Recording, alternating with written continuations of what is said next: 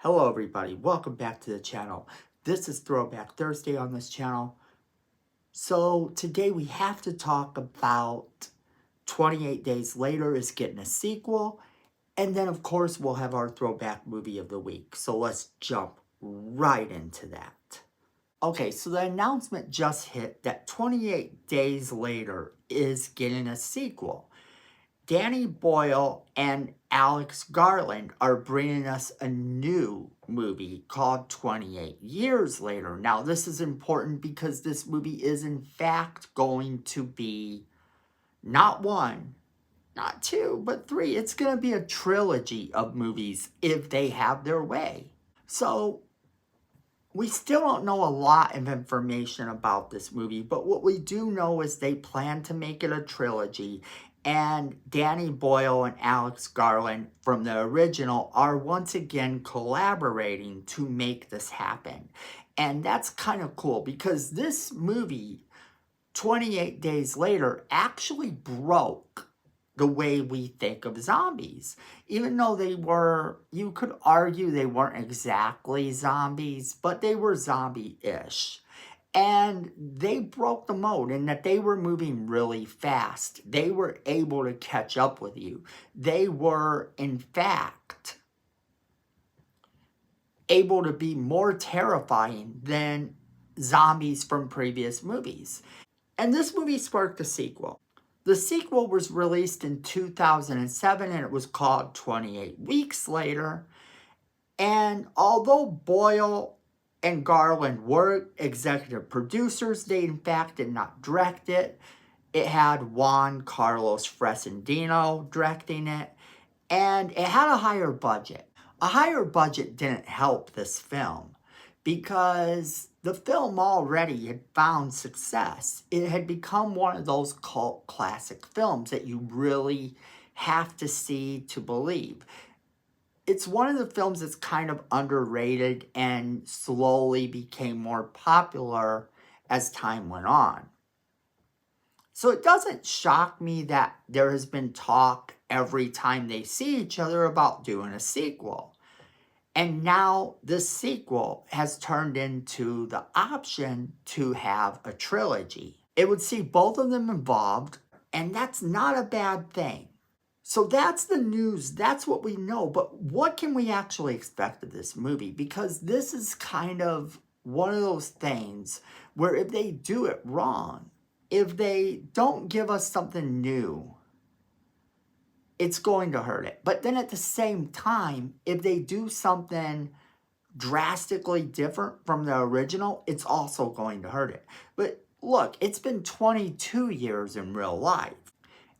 And that means that time has jumped forward however long. And we could get to see what happened to this world 22 years after the events of what happened. And that's kind of a cool thing. That gives them leeway to move forward with the story in really interesting ways. But it has to come with the idea that they are not going to step on the lore of what the original movie had. And with the two directors, with the two original people that were involved in charge of this movie, I could definitely see them not wanting to do that. So I think they're going to pay really close attention to how they're crafting the story and how they can make it look really cool. And that's awesome for us. That's awesome for us as viewers. So I'm definitely looking forward to this movie, and I kind of wanted to alert you guys to the fact that this movie is happening. I'm really excited for it. I think that it has a lot of potential to be really cool. But that also leads us into a really cool throwback movie of the week. If you haven't seen the original movie, it was released in 2002, 28 Days Later. And 28 Days Later is one of those movies, as I said earlier in this conversation, that sort of was a game changer. So why exactly did this change the game? And why is it worth watching?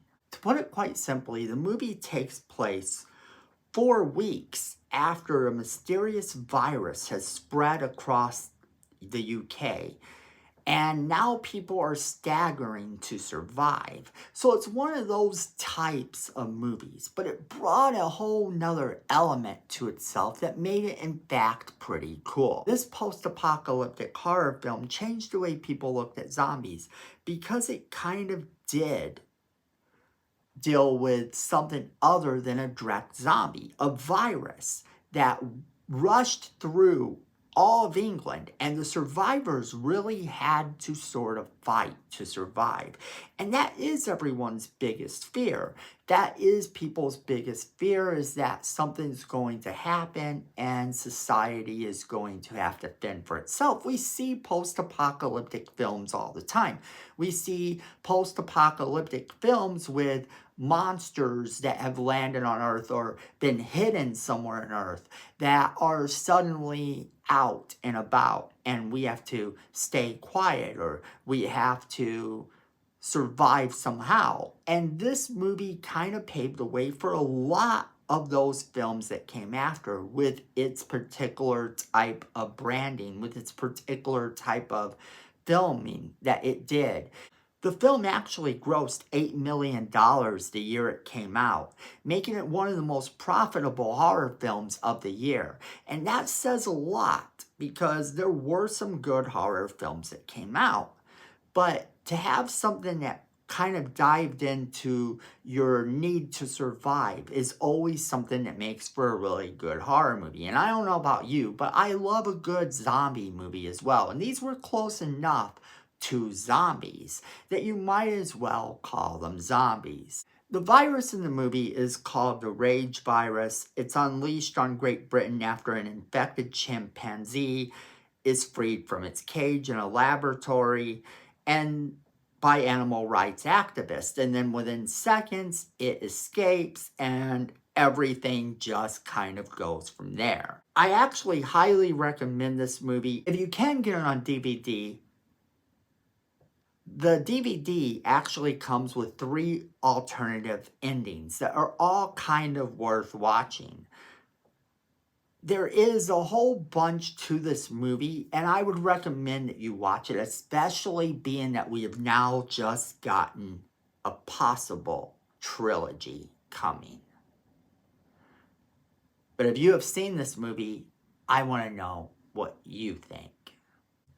Alright, everybody. As always, we want to know what you guys think. Make sure you're leaving us that comment. Make sure you share this video with all of your friends. They'll want to be a part of the conversation as well, too. And then don't forget to hit that like button. It's free. It helps the channel. We appreciate it. Miko says we need more subscribers, and look at this face. You don't want to disappoint Miko, so go ahead and hit that subscribe button. And while you're down there, hit that notification bell as well, so you don't miss a single video we do. Then friends, at the end of the day, I know it, you know it, and Miko knows it. Fandom is family.